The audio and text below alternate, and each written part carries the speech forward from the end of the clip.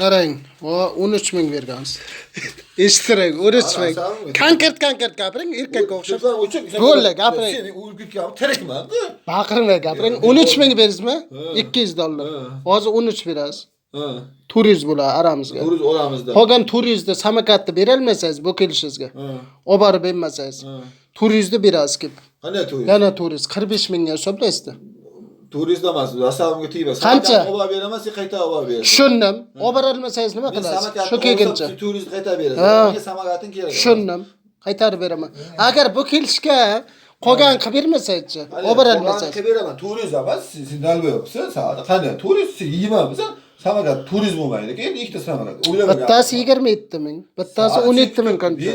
Tushundim. Mana shipir pul olganman. Mana kechasi bilan turib. Men sipirib oldimmi? Men ko'rsataman samokatim bittasini olaman 45 mingga. Bo'ldi, sen bilan men qochib ketganman.